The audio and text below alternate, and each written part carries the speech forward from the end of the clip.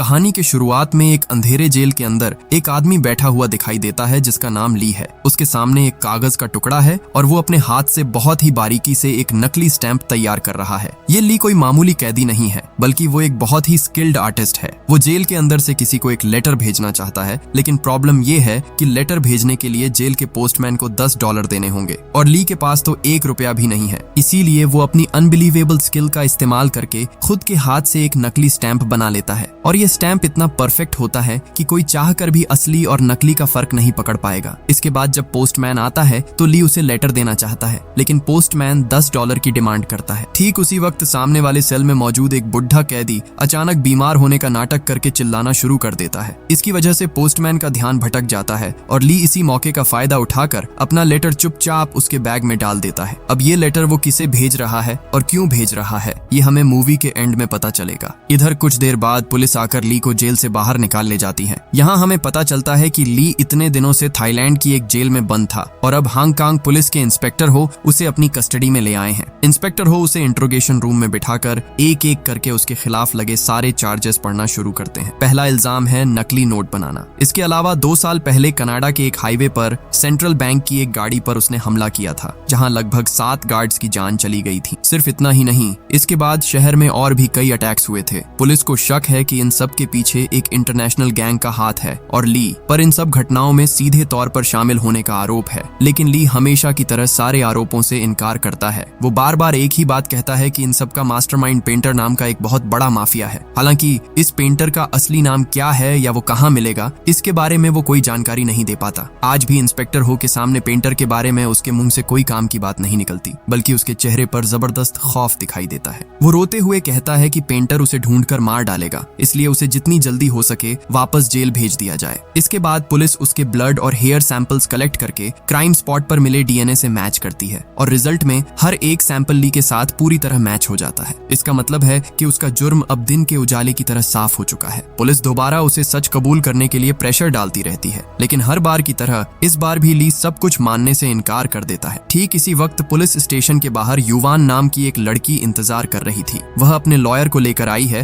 ताकि ली की बेल करवाई जा सके, लेकिन पुलिस उसे साफ मना कर देती है कि ली कई बड़े केसेस का बहुत ही इंपॉर्टेंट गवाह है, इसलिए उसकी बेल किसी भी हाल में मुमकिन नहीं होगी। हालांकि पुलिस एक शर्त रखती है, अगर ली पेंटर की असली पहचान बता देता है तभी उसकी जमानत के बारे में सोचा जाएगा। तब युवान खुद ली के पास जाकर उसे सब कुछ सच सच बताने की रिक्वेस्ट करती है और ली उसी पल अपना मुंह खोलता है और पास्ट की उन घटनाओं को बताना शुरू करता है। अब सीन कट होकर कई साल पहले के वक्त में चला जाता है। यहाँ हम ली और युवान को पहली बार देखते हैं। वे दोनों आर्टिस्ट थे और दोनों ही बहुत शानदार पेंटिंग्स बनाते थे। आर्ट के जरिए वे धीरे धीरे एक दूसरे के करीब आ जाते हैं और उनके बीच प्यार हो जाता है। लेकिन उन दोनों में एक बहुत बड़ा फर्क था। युवान एक क्रिएटिव आर्टिस्ट थी जो अपने यूनिक स्टाइल में ओरिजिनल पेंटिंग्स बनाती थी, जबकि ली कोई ओरिजिनल काम नहीं करता था। वह बस मशहूर आर्टिस्ट्स की पेंटिंग्स को हूबहू कॉपी कर लेता था। उसकी कॉपी करने की काबिलियत सच में अनबिलीवेबल थी, लेकिन दिक्कत ये थी कि इन डुप्लीकेट पेंटिंग्स में किसी का कोई इंटरेस्ट नहीं था। अब यही कॉपी करने की ताकत आगे चलकर उसे एक खतरनाक रास्ते पर ले जाएगी। एक दिन लुक नाम का एक आर्ट गैलरी मालिक उनकी पेंटिंग्स देखने आता है। वह युवान का काम देखकर इंप्रेस हो जाता है और सारी पेंटिंग्स खरीदना चाहता है, लेकिन उसे ली की पेंटिंग्स बिल्कुल पसंद नहीं आती क्योंकि वे दूसरों के काम की कॉपी थी। लुक उन्हें अपनी एग्जीबिशन में रखने से मना कर देता है। तब युवान जोर देकर कहती है कि या तो उसे सारी पेंटिंग्स एक साथ खरीदनी होंगी वरना वह एक भी नहीं बेचेगी। लुक के जाने के बाद ली युवान से कहता है कि तुम मेरी फिक्र मत करो, मेरी सारी पेंटिंग्स टोक्यो के एक आदमी ने पहले ही खरीद ली हैं। लेकिन कुछ देर बाद युवान को समझ आ जाता है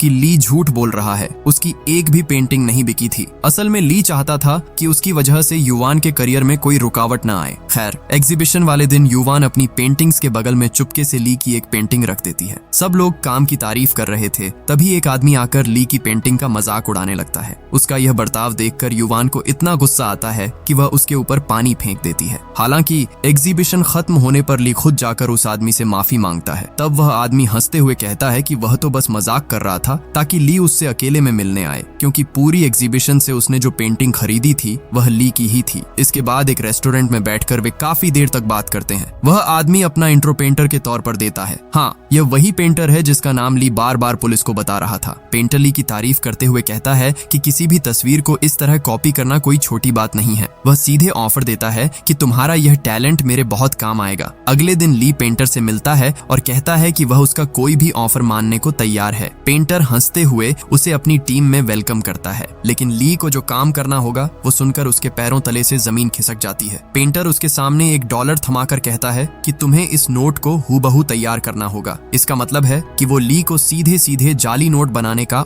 ऑफर दे रहा है। ली तुरंत बुरी तरह भड़क जाता है और उसके प्रपोजल को ठुकरा देता है। तब पेंटर बताता है कि उसका असली नाम सैंग है। पिछले 3 जनरेशन से वे जाली नोट छापने का बिजनेस कर रहे हैं, लेकिन आज तक किसी को जेल नहीं जाना पड़ा क्योंकि वो ये सारा काम बहुत ही सावधानी से करता है। अब सवाल यह है कि क्या ली आखिर में इस खतरनाक ऑफर के लिए राजी होता है? पेंटर तब ली को समझाने लगता है कि ये जो नया डॉलर छापा गया है इसमें मौजूद तस्वीरें और लेटर्स का पैटर्न इतना कॉम्प्लिकेटेड है कि हाई क्वालिटी के महंगे प्रिंटर्स भी उसे ठीक से प्रिंट नहीं कर सकते। इसलिए यहाँ ली के हाथों की उस अनबिलीवेबल स्किल की जरूरत होगी और ली का काम देखकर ही पेंटर उसे इस ऑफर के लिए राजी करना चाहता है। ली पहले तो मना कर देता है, लेकिन अपनी खराब माली हालत के बारे में सोचकर आखिरकार मान जाता है। उस वक्त युवान एक एग्जीबिशन के लिए अमेरिका जा रही थी, इसीलिए ली उसे कुछ भी बताए बिना चुपचाप वहां से निकल आता है। इधर पेंटर उसे प्लेन से कनाडा ले जाता है। वहां वो ली को अपनी पूरी टीम से मिलवाता है। इस टीम में जाली नोट बनाने में 20 साल का एक्सपीरियंस रखने वाले कुछ उस्ताद लोग हैं। हर कोई किसी न किसी काम में बिल्कुल एक्सपर्ट है। वे सब मिलकर जाली नोट बनाने का एक बड़ा प्लान तैयार करने बैठते हैं। यहाँ हमें समझ आता है कि अमेरिकन डॉलर को कॉपी करना कोई बच्चों का खेल नहीं है। हर US डॉलर पर बेंजामिन फ्रैंकलिन की एक फोटो होती है और यह फोटो कई बारीक लेयर्स के जरिए बनाई जाती है। फ्रैंकलिन के कॉलर पर छोटे छोटे लेटर्स में यूनाइटेड स्टेट्स ऑफ अमेरिका लिखा होता है। अब नए नोट्स में अमेरिकन सरकार ने और भी कई सिक्योरिटी लेयर्स जोड़ दी हैं, जिसकी वजह से बारीक पेंटिंग या एडवांस प्रिंट के बिना इस नोट को कॉपी करना बिल्कुल नामुमकिन है। सिर्फ इतना ही नहीं, नोट्स में एक खास इंक का इस्तेमाल किया गया है जो एक तरफ से देखने पर पर्पल और दूसरी तरफ से देखने पर गोल्डन दिखाई देती है। इस चीज को मोर इफेक्ट कहा जाता है, यानी इंक में एक कलर चेंजिंग इफेक्ट है। इसका मतलब है कि इस नोट को बनाने के लिए उन्हें असली पेपर और यह खास इंक दोनों का जुगाड़ करना होगा। अब पेंटर की पूरी टीम इन प्रॉब्लम्स के सॉल्यूशन पर दिमाग लगाने लगती है। सबसे बड़ा चैलेंज था वाटरमार्क लगाने का काम। इसके लिए वे पुराने चाइनीज आर्टिस्ट्स की टेक्निक फॉलो करके 3 अलग अलग लेयर्स पर पेंट करने का प्लान बनाते हैं। सबसे बीच वाली लेयर पर बहुत ही बारीकी से वाटरमार्क सेट किया जाएगा और ये पूरा काम ली को अपने हाथों से पूरा करना होगा। अब मेन काम शुरू करने से पहले ली कुछ प्रैक्टिस नोट्स तैयार करता है। वो इतने परफेक्ट तरीके से नोट ड्रॉ करता है कि टीम के सभी लोग उसका काम देखकर पूरी तरह से हैरान रह जाते हैं। इसी तरह कुछ दिन प्रैक्टिस करने के बाद वे अचानक ईस्टर्न यूरोप चले जाते हैं। वहाँ एक नीलामी में पुराने बैंक नोट छापने की मशीन बिक रही थी और वे उसे खरीद लेते हैं। अब सवाल आता है कि असली बैंक नोट जैसा कागज कहाँ से आएगा। तब पेंटर एक कमाल की जानकारी देता है। वो बताता है कि USA सरकार जिस कागज से नोट छापती है, ठीक उसी क्वालिटी के कागज से वे टेलीफोन डायरेक्टरी भी तैयार करते हैं। बस ये बात सुनते ही वे उस डायरेक्टरी के छापे खाने में जाकर मालिक से सीधे 500 टन पेपर खरीद लेते हैं। अब इन पेपर्स को लेकर ली के डिजाइन के हिसाब से जाली नोट छापने का काम शुरू होता है। नीलामी से खरीदी गई उस विशाल मशीन में नोट पर नोट छपने लगते हैं और ये नोट देखने में बिल्कुल असली नोट जैसे ही लगते हैं। लेकिन एक बड़ी प्रॉब्लम अभी भी बाकी थी और वो थी कलर चेंजिंग मोर इफेक्ट। इसके लिए जो खास इंक चाहिए वो सिर्फ सरकारी दफ्तरों के पास ही मिलती है और इस इंक को हासिल करने के लिए पेंटर एक खौफनाक प्लान बनाता है। खैर, पेंटर अपनी टीम के साथ सेंट्रल बैंक की एक गाड़ी पर सीधा हमला बोल देता है। उस गाड़ी में उस कलर चेंजिंग इंक के कई बैरल थे और पेंटर उन्हें ही लूटने आया था। अब न चाहते हुए भी ली को इस काम में उसके साथ जाना पड़ता है। गाड़ी छीनने की कोशिश के दौरान गार्ड्स गोलियां चलाना शुरू कर देते हैं और जवाब में पेंटर की गैंग भी पलटवार करती है। इस भीषण गोलीबारी के बीच बेचारा ली बुरी तरह फंस जाता है। तभी एक गार्ड अचानक ली की तरफ बंदूक तान देता है, लेकिन ठीक उसी वक्त पेंटर आकर उस गार्ड को गोली मारकर खत्म कर देता है। इसके बाद पेंटर बम फेंककर दूर की एक गाड़ी को उड़ा देता है, जिसकी वजह से बाकी गार्ड्स भी मारे जाते हैं। फिर वे इंक के बैरल लूटकर तेजी से वहां से रफू चक्कर हो जाते हैं। लेकिन इतने सब के बीच पहली बार पेंटर का ऐसा हिंसक रूप देखकर ली के अंदर रूह कांप जाती है। अब तक डरते डरते जाली नोट तो बना रहा था, लेकिन उसने कभी नहीं सोचा था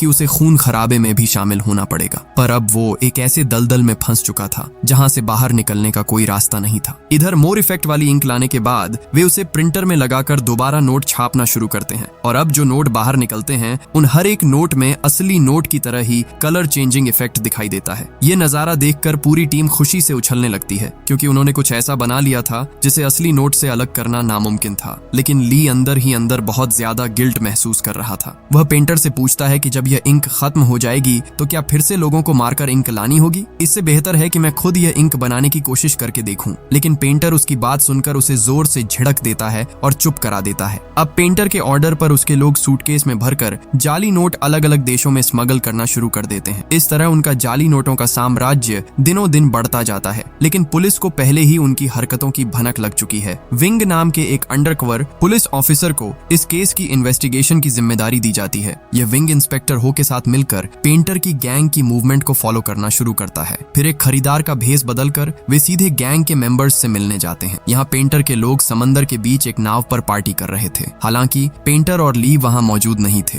विंग वहाँ से सब कुछ ऑब्जर्व करता है और फिर निकल जाता है। लेकिन पेंटर का असली खेल तो अभी शुरू ही नहीं हुआ था। पेंटर जनरल नाम के अपने एक पुराने क्लाइंट के साथ मीटिंग फिक्स करता है। अगले दिन वह ली को साथ लेकर जनरल के घर की तरफ रवाना होता है। रास्ते में ली पेंटर को एक इम्पोर्टेंट बात बताता है। वह कहता है कि उसे एक खास किस्म के कारपेंटर के बारे में पता है जिससे मोर इफेक्ट पैदा किया जा सकता है। इसका मतलब है कि इस इंक से डॉलर बिल पर दो अलग अलग एंगल से दो रंगों का इफेक्ट लाया जा सकेगा और इसके लिए किसी को मारना नहीं पड़ेगा। पेंटर उसका यह आइडिया सुनकर काफी खुश होता है और वादा करता है कि वह ली के नाम पर एक रिजॉर्ट खरीद कर देगा जहां वह युवान के साथ अपनी बाकी जिंदगी आराम से गुजार सकेगा। लेकिन तभी पेंटर अचानक ली के हाथ में एक बम का रिमोट थमा देता है और कहता है कि मेरे इशारे पर ही तुम्हें यह बटन दबाना होगा। इधर जनरल के घर पहुंचने के बाद मीटिंग नॉर्मल तरीके से शुरू होती है। जनरल पेंटर को अच्छे दाम पर नकली नोट खरीदने का ऑफर देता है और कहता है 6 महीने के लिए अपनी पूरी गैंग के साथ मेरे यहाँ शिफ्ट हो जाओ और मेरे लोगों को भी अपने जैसा परफेक्ट नकली नोट बनाना सिखा दो।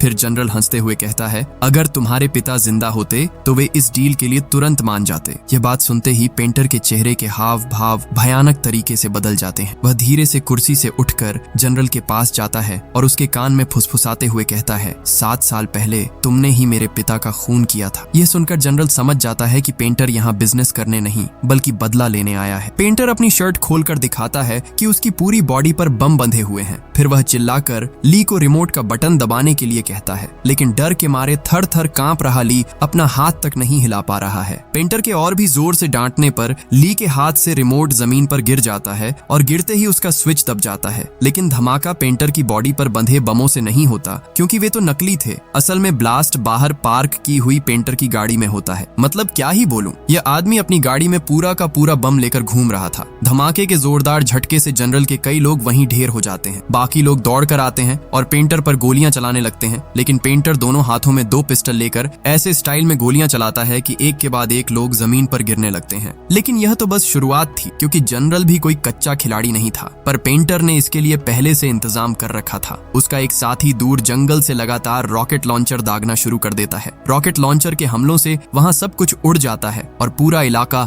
आग की लपटों में घिर जाता है। चारों तरफ धुएं और बर्बादी के बीच पेंटर 2 राइफलें लेकर और भी लोगों को साफ कर देता है। फिर उसके कुछ और साथी गाड़ियां लेकर आते हैं और जनरल के आदमियों को कुचलना शुरू कर देते हैं। इसी बीच जनरल के कुछ लोग जंगल में घुसकर रॉकेट लॉन्चर चलाने वाले बंदे को खत्म कर देते हैं। इन सब के बीच बेचारा ली एक कोने में दुबक कर अपनी जान बचाने की कोशिश कर रहा है। ये गोलीबारी काफी देर तक चलती रहती है। आखिर में जनरल खुद एक आर्मर्ड कार लेकर आता है और पेंटर पर सीधी फायरिंग शुरू कर देता है। लेकिन पेंटर जबरदस्त स्टाइल में कूदकर उस पर गोलियां चलाता है और गाड़ी के सही हिस्से पर निशाना साध कर पूरी गाड़ी को ही पलट देता है। इस तरह वह जनरल का भी काम तमाम कर देता है। मगर इस जंग के दौरान चिंग नाम की एक लड़की जो जनरल के लिए काम करती थी, उसकी बॉडी में आग लग जाती है। ली दौड़ कर जाता है और उस आग को बुझा देता है, लेकिन तब तक उसका चेहरा बुरी तरह झुलस चुका था। लौटते वक्त पेंटर उसे हॉस्पिटल ले जाता है और फिर धमाका करके जनरल के पूरे ठिकाने को मिट्टी में मिला देता है। करीब 1 महीने बाद चिंग धीरे धीरे अपनी चोटों से ठीक होने लगती है। पेंटर उसे एक नई आईडी और पासपोर्ट देता है जिस पर उसका नाम युवान लिखा था। ये देखकर ली को बहुत गुस्सा आता है क्योंकि युवान उसकी प्रेमिका का नाम है, लेकिन पेंटर उसकी बात पर ध्यान नहीं देता। इस तरह नई पहचान के साथ चिंग पेंटर की गैंग में शामिल हो जाती है और धीरे धीरे ली की तरफ अट्रैक्ट होने लगती है। हालांकि ली इन सब बातों को ज्यादा भाव नहीं देता। इसी बीच एक दिन वे सब मिलकर युवान का आर्ट शो देखने जाते हैं, जहां पेंटर ली से कहता है कि उसने उसके लिए रिजॉर्ट का इंतजाम कर दिया है। अब वो युवान के साथ सुख शांति से अपनी जिंदगी गुजार पाएगा। लेकिन ली दुखी होकर कहता है कि क्या युवान को एक क्रिमिनल के खरीदे हुए रिजॉर्ट में रहना पसंद आएगा। ठीक तभी उन्हें पता चलता है कि युवान उस आर्ट गैलरी के मालिक लुक से शादी करने जा रही है। असल में ली ने काफी दिनों से युवान से कोई कांटेक्ट नहीं रखा था, जिसकी वजह से युवान ने उसका और इंतजार नहीं किया और लुक के साथ रिलेशनशिप में आ गई। यह खबर जानने के बाद ली चुपचाप गैलरी से बाहर निकल आता है और पेंटर को बताता है कि वह और चिंग अब यह गैंग छोड़ना चाहते हैं। पेंटर बुरी तरह भड़क कर उसे गालियां देता है और कहता है कि इंक बनाने का काम खत्म करके ही वह यहाँ से जा सकता है। इधर वह अंडरकवर ऑफिसर विंग अब भेस बदलकर सीधे पेंटर से मिलना चाहता है, लेकिन पेंटर के मन में पहले से ही शक था। वह छानबीन करके पता लगाता है कि अंकल यान नाम के उसके एक गैंग मेंबर ने एक घड़ी खरीदी है और उसे खरीदने के लिए उसने उनके अपने बनाए हुए जाली नोटों का इस्तेमाल किया है, जबकि पेंटर की गैंग का सख्त रूल है कि कोई भी खुद के जाली नोटों से कुछ भी नहीं खरीदेगा। इसका मतलब था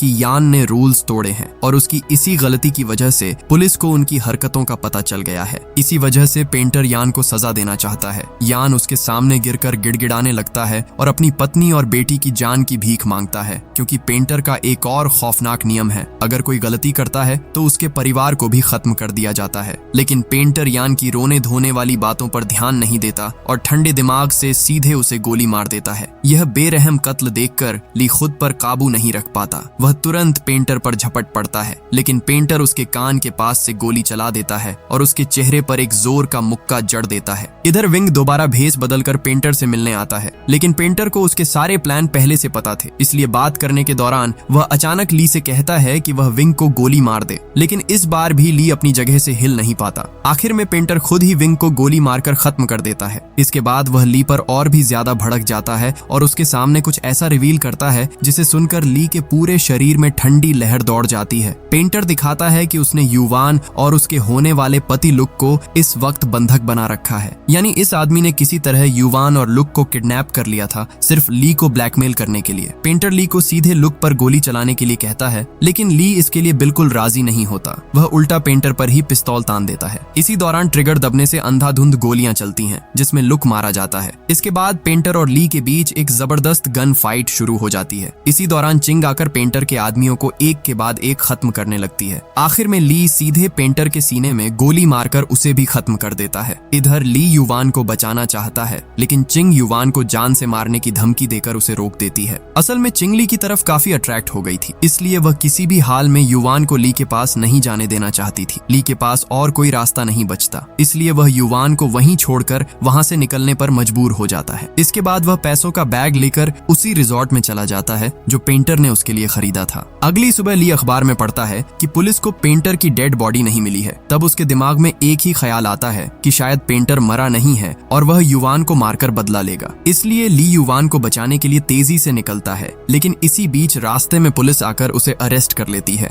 यानी इसके बाद जो हुआ वह हमने मूवी की शुरुआत में देखा था। पुलिस ली के सामने शर्त रखती है कि अगर वह पेंटर के बारे में सारी जानकारी देगा तभी उसे जमानत मिलेगी, और जिस युवान को ली छोड़कर आया था वही युवान उसे बचाने आई है, क्योंकि ली ने जेल से लेटर लिखकर उससे माफी मांगी थी। याद है मूवी की शुरुआत में नकली स्टैंप लगाकर लेटर भेजने वाली बात? वह लेटर असल में इसी युवान को भेजा गया था। इधर युवान की सलाह पर ली पेंटर के बारे में शुरू से लेकर अंत तक सब कुछ पुलिस को सच सच बता देता है। पुलिस उसे पेंटर का एक स्केच बनाने के लिए कहती है, जिसके बाद उसकी जमानत हो जाती है और पुलिस उसे एक होटल में ले जाकर छोड़ देती है। वहां ली युवान से माफी मांगता है और उनके बीच एक रोमांटिक पल बीतता है। ठीक उसी वक्त इंस्पेक्टर हो को पुलिस की वर्दी पहने एक आदमी दिखाई देता है, जिसका चेहरा ली के बनाए हुए पेंटर के स्केच से हूबहू मिलता है। और मजेदार बात यह थी कि वह आदमी पुलिस की वर्दी पहनकर खुद पुलिस स्टेशन के अंदर जा रहा था, इसीलिए वो अपनी टीम के साथ मिलकर उसे तुरंत अरेस्ट कर लेता है। सबको लगता है कि देश का मोस्ट वांटेड क्रिमिनल आखिर पकड़ा गया, लेकिन वह आदमी हैरान होकर चिल्लाता है, मैं क्रिमिनल कब से हो गया? मैं तो एक मामूली पुलिस कांस्टेबल हूँ। जब वह अपनी आईडी दिखाता है तो इंस्पेक्टर हो का चेहरा सफेद पड़ जाता है, क्योंकि अब उसे समझ आ जाता है कि ली ने उन सबको इतनी देर से बेवकूफ बनाया है। लेकिन यकीन मानिए, असली सच तो अभी बाकी है और ये इतना चौंकाने वाला है कि आप दंग रह जाएंगे। क्या आप अभी तक बात समझ पाए? इतनी देर से जिस भयानक पेंटर की कहानी सुनाई बनाई जा रही थी वह पेंटर असल में कोई और नहीं बल्कि खुद ली है। जाली नोट डिजाइन करने से लेकर सेंट्रल बैंक की गाड़ी पर हमला करने और जनरल के ठिकाने पर नरसंहार करने तक ये सब कुछ उसने अकेले ही अंजाम दिया था। लेकिन खुद को बचाने के लिए उसने पुलिस के सामने बहुत ही मासूम बनकर पेंटर नाम का एक काल्पनिक किरदार खड़ा कर दिया और जिस बेचारे पुलिस कांस्टेबल को उसने गिरफ्तारी के वक्त ड्यूटी पर देखा था उसी का चेहरा उसने पेंटर के स्केच के तौर पर बना दिया। सोचिए, पूरी मूवी के दौरान हमें लगा कि ली एक मासूम आर्टिस्ट है जिसे जबरदस्ती इस जुर्म में घसीटा गया,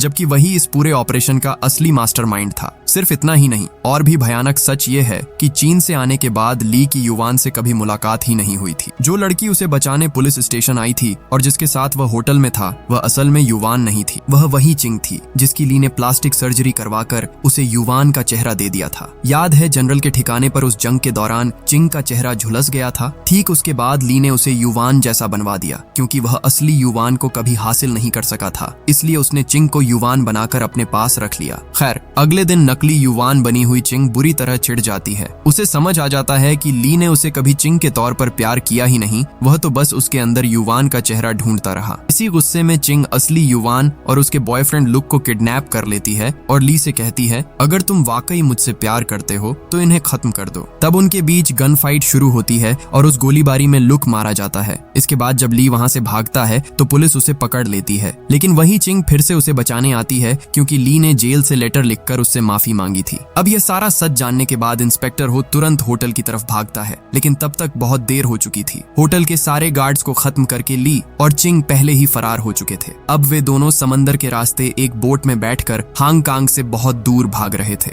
लेकिन तभी चिंग अचानक एक ऐसी बात बताती है जिसे सुनकर ली का दिल टूट जाता है। चिंग बताती है कि वह जानबूझकर बोट को गोल गोल घुमा रही है और यहाँ आने से पहले उसने एक लाइटर पर बोट का नंबर लिख दिया था ताकि पुलिस उन्हें आसानी से ढूंढ ले। अब इसका कारण क्या था? क्योंकि चिंग समझ गई थी कि ली उसे कभी प्यार नहीं करेगा, वह सिर्फ उसके चेहरे में बसी युवान से प्यार करता है। यानी चिंग भी अब ली से बदला लेना चाहती है। तभी ली देखता है कि पुलिस ने उन्हें चारों तरफ से घेर लिया है। वह तेजी से बोट चलाकर भागना चाहता है, लेकिन चिंग ने बोट में पहले से ही एक्सप्लोसिव्स छिपा रखे थे। वह ट्रिगर दबा देती है और एक जोरदार धमाके के साथ पूरी बोट आग के गोले में बदल जाती है। आखिर में वह आग उन दोनों को निगल लेती है। ली की मौत के बाद इंस्पेक्टर हो असली युवान के पास जाता है। वह उसे बताता है कि उन्होंने पेंटर की पहचान कर ली है। अब युवान को तो यह पता ही नहीं था कि ली ही असली पेंटर है, क्योंकि किडनैप के वक्त उसकी आंखों पर पट्टी बंधी थी। जब इंस्पेक्टर हो उसे ली की फोटो दिखाता है तो वह कहती है, हाँ, मैं इस आदमी को जानती हूँ, ये कभी मेरा पड़ोसी हुआ करता था। इसका मतलब ये है कि ली और युवान के बीच कभी कोई रिश्ता था ही नहीं। उसका प्यार पूरी तरह से एक तरफा था और उसने कभी युवान से अपने दिल की बात भी नहीं कही थी। वह उसके लिए इतना ऑब्सेस्ड था कि वह युवान जैसा आर्टिस्ट बनना चाहता था, लेकिन उसके जैसा ओरिजिनल आर्टिस्ट बनना ली के बस में नहीं था। इसीलिए उसने अपनी कॉपी करने की जबरदस्त स्किल का इस्तेमाल करके एक गलत रास्ता चुन लिया। उसका प्लान था कि बहुत सारा पैसा कमाकर वह एक दिन युवान के सामने सिर उठाकर खड़ा होगा, लेकिन उसका वह सपना भी आखिरकार राख हो गया। समंदर के काले पानी में बिखरे हुए बोट के टुकड़े, जलते हुए कागज की राख और एक कमाल के टैलेंट का यह बेकार अंत जिससे उसने प्यार किया, वह उसे जानती तक नहीं थी, और जिसने उसे प्यार किया उसकी उसने कभी कद्र नहीं की। और यहीं पर यह कहानी खत्म हो जाती है।